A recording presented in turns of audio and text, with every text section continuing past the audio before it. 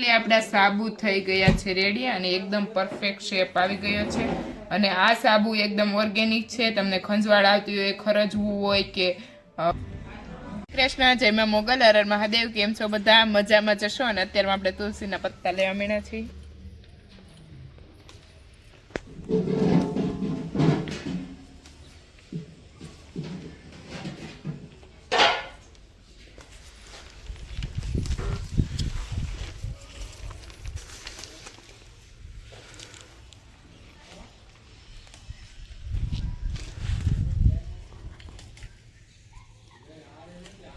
વાડી આપણે પહોંચી ગયા છીએ અને હવે આપણે લઈ લઈશું કડવો લીમડો.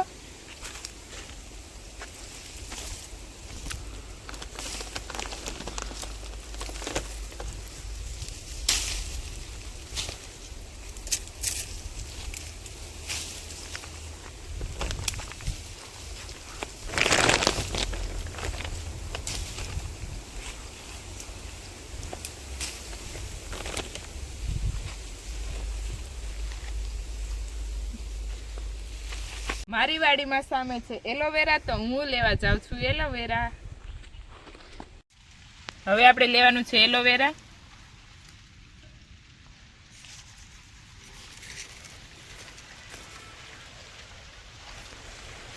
મેં લઈ લીધું છે મારી વાડીનું એલોવેરા. આપણે ત્રણેય ઔષધિ લઈ લીધી છે અને હવે આપણે પાણીથી એને સાફ કરી નાખશું.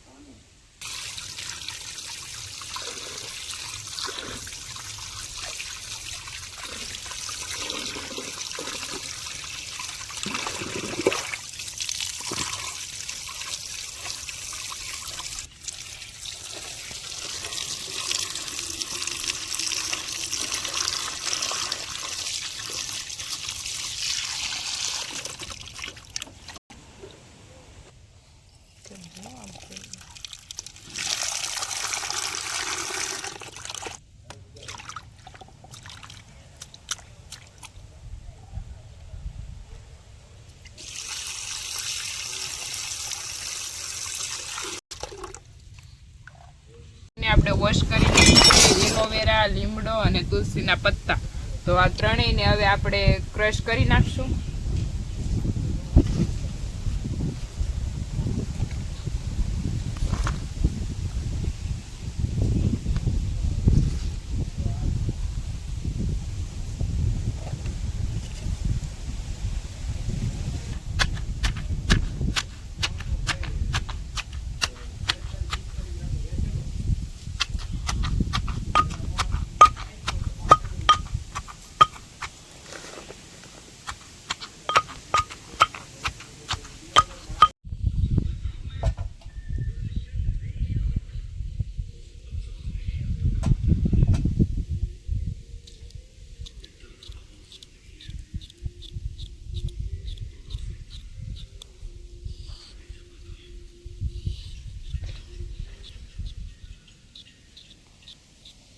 આપણે એનો રસ કાઢી લેશું.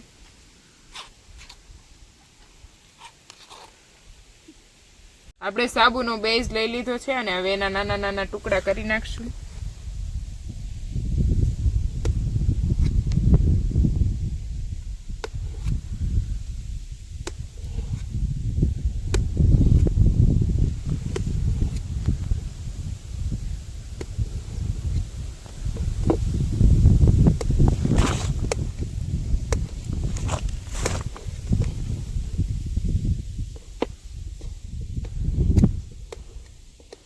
એની કેપ્સ્યુલ લેવાની છે આ રીતે. આપણે એડ કરી દેશું હવે, પછી આવી રીતના હલાવી નાખશું. હવે આપણે 2 ચમચી ટોપરાનું તેલ નાખી દેશું અને એનાથી ડ્રાય સ્કિન નથી થવા દેતું.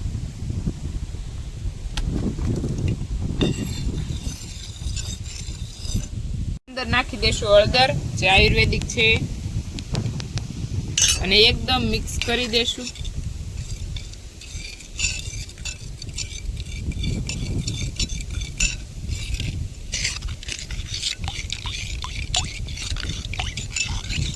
હવે આપણે સાબુ બેઝની અંદર લિક્વિડ એડ કરી દેશું.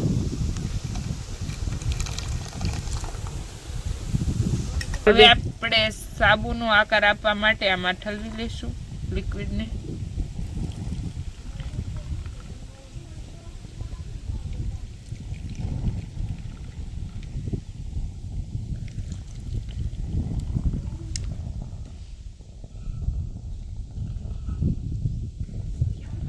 સાબુની પ્રોસેસ થઈ ગઈ છે રેડી અને શેપ આપવા માટે આમાં મૂકી દીધો છે અને 5 થી 6 કલાકમાં આપણો સાબુ થઈ જશે રેડી. આપણા સાબુ થઈ ગયા છે રેડી અને એકદમ પરફેક્ટ શેપ આવી ગયો છે. અને આ સાબુ એકદમ ઓર્ગેનિક છે. તમને ખંજવાળ આવતી હોય, ખરજવું હોય કે સિરસ થઈ હોય તો આ સાબુનો ઉપયોગ તમે સરસ રીતે કરી શકો છો અને કોઈ પણ સાઈડ ઇફેક્ટ થતી નથી કેમ કે કેમિકલ ફ્રી સાબુ એકદમ ઓર્ગેનિક આપણા સાબુ થઈ ગયા છે રેડી.